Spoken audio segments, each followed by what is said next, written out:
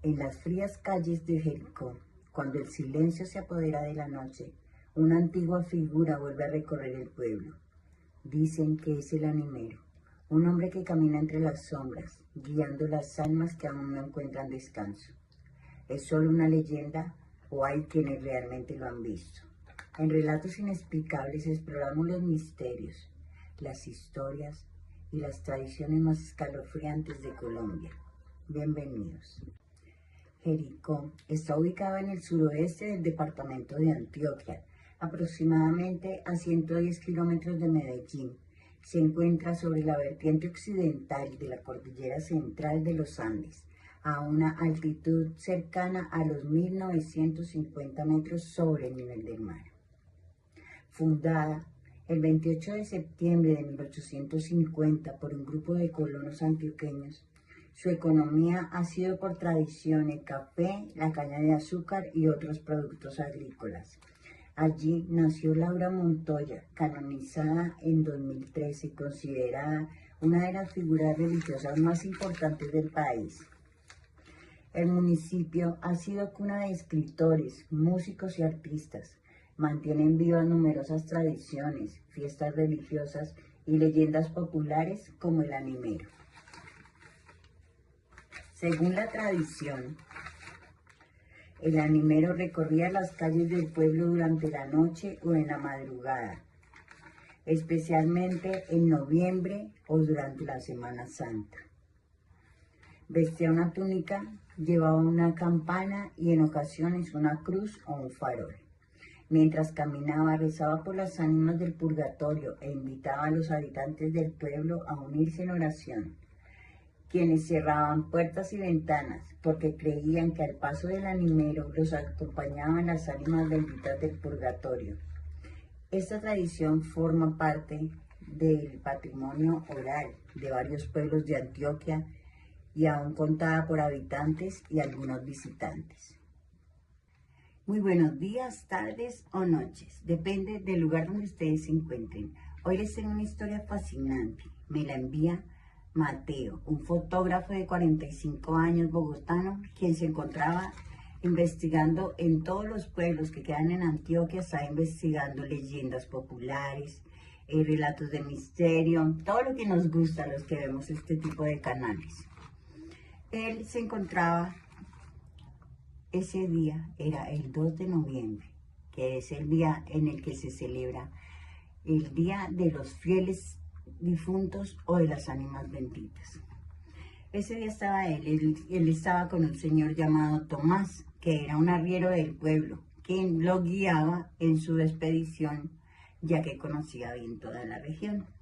Estaban ese día a las 11:30 de la noche, ellos dos en una esquina, esperando que fuera la medianoche, al frente del cementerio, allá encaletaditos, muy discretos, fumando cigarrillitos, tomando café, y Mateo con su cámara, sí, listo para hacer las mejores tomas que pudiera.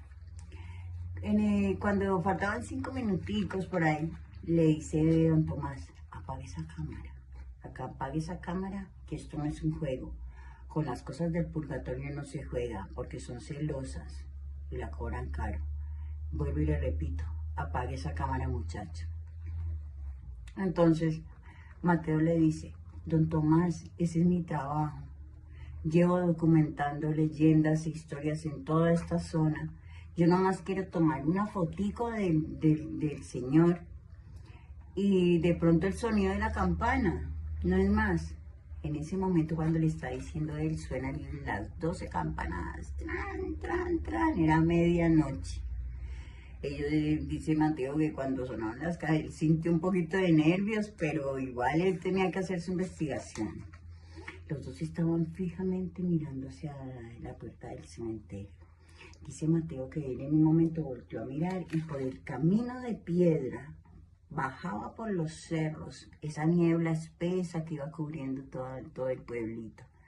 De pronto la tensión, la temperatura, el ambiente se puso denso y la puerta del cementerio se abrió.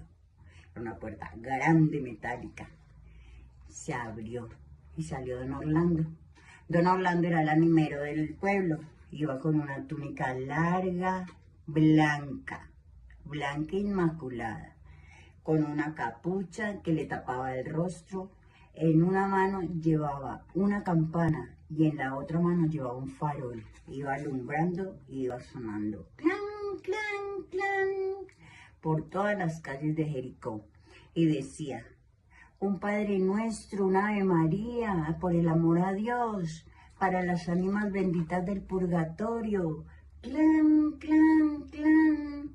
Y volví y decía: una Ave María, un Padre Nuestro, por las ánimas benditas del purgatorio. Se los pido por favor, únanse todos en oración. El pueblo parecía desierto, y parecía que el único ser vivo que estuviera era don Orlando caminando por esas calles, haciendo estas campanadas y diciendo que por favor se unieran todos a orar por las ánimas benditas del purgatorio. En ese momento don Tomás cogió a Mateo de la ropa y lo agachó. Dijo: cállese, no vaya a hacer ningún ruido. Pero pues igual Tomás estaba en una investigación, así que él no soportó y se asomó. Cuando se asomó fue que vio a don Orlando con su túnica, con todo lo que les comenté que llevaba. Entonces se agachó y subió la cámara con cuidadito y enfocó. Cuando se asomó a enfocar, él dice que todo en su vida cambió. Él miraba y quitaba la mirada así con los ojos perplejos, asustado. Pues cuando enfocaba con la cámara, en la cámara de video se veía el don Orlando adelante con la campana y detrás de él, cubriendo todo el ancho del camino, un montón de gente, hartísima gente. Todos eran almas, obviamente, de color ceniza, translúcidos. Unos iban en harapos, otros iban flotando a 5 centímetros del piso. Él miraba y bajaba.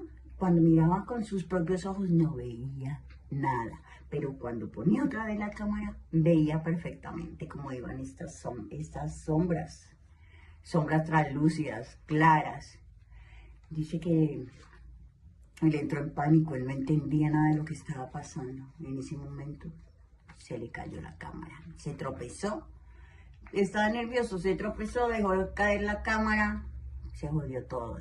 Las 3 últimas almas que iban caminando voltearon a mirar enseguida hacia allá, hacia esa paredcita donde ellos estaban escondidos. Dice Mateo que sintió como si le enterraran agujas de hielo en la cabeza. No podía pensar, sentía mareo, sentía ganas de vomitar y se sentía como si se le hubiera bajado la presión, pero más encima de esas punzadas. Él quedó en el piso. Entonces ahí fue cuando don Tomás, con la sabiduría que tienen los viejos, un arriero de la región, se levantó y sacó un frasquito y llegó y roció así. Roció agua bendita. A lo que enseguida dice que sonó como cuando usted le echa agua a una plancha. Psh, así.